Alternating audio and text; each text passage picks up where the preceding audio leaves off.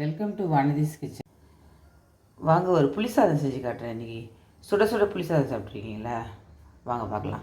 ஒரு அழகு அரிசி, ஒரு நெல்லிக்காய் சைஸ் புளியை ஊற போட்டிருக்கேன். கடுகு, கடலைப்பருப்பு, உளுத்தப்பருப்பு, காஞ்ச மிளகாய், மஞ்சள் பொடி, கருவேப்பிலை, அவ்வளோதான்.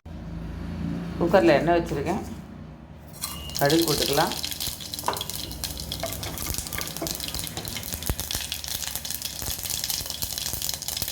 கொஞ்சம் பெருங்காயம் போட்டுக்கோங்க.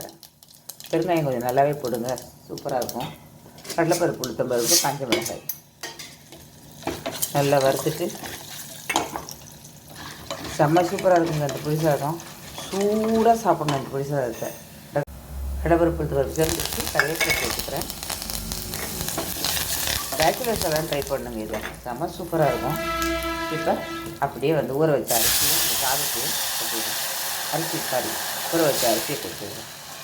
அரிசியை சேர்த்துட்டு தேவையான தண்ணியை ஊற்றிட்டு, அரிசி ஒரு பங்குக்கு 3 பங்கு தண்ணி வைங்க. மஞ்சள் பொடி போட்டுக்கிறேன். தேவையான உப்பு போட்டுடுறேன். அவ்வளோதான், வேறு ஒன்றுமே இல்லை. ரொம்ப சிம்பிள். பேச்சுலர்ஸ் எல்லாம் ட்ரை பண்ணுங்கள், அட்டகாசமாக இருக்கும் இந்த சாதம். இப்போ இதில்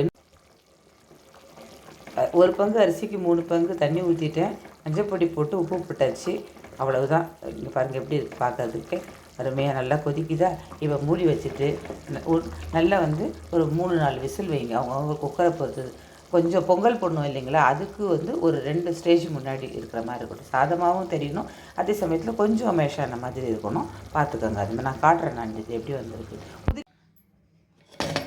குக்கரை திறந்துக்கலாம். எப்படி சூப்பராக ரெடி ஆகிருக்கு பார்த்தீங்களா புளி சாதம். சுட சுட ஆவி பறக்க அப்படியே சாப்பிட்ணும். நல்ல ஒரு மசால் வடை ஏதாவதுன்னு வச்சு சாப்பிட்டு பாருங்கள், செம்ம சூப்பராக இருக்கும். இதில் இன்னொரு விஷயம், கடுகு தாளிக்கும் போது வடகம் இருந்ததுன்னா அதை வச்சு தாளிச்சிங்கன்னா இன்னும் டேஸ்ட்டாக இருக்கும். நான் போடல இன்றைக்கி. நான் வடகம் போட்டு தாளிப்பேன், நல்ல டேஸ்ட்டாக இருக்கும். அது அந்த ஸ்டீம் வரும்போதே பயங்கரமாக வரும் ஸ்மெல். அது உங்களுக்கு ட்ரை பண்ணி பாருங்கள். பிடிச்சதுன்னா லைக் பண்ணுங்கள், ஷேர் பண்ணுங்கள், சப்ஸ்கிரைப் பண்ணுங்கள். நன்றி, வணக்கம்.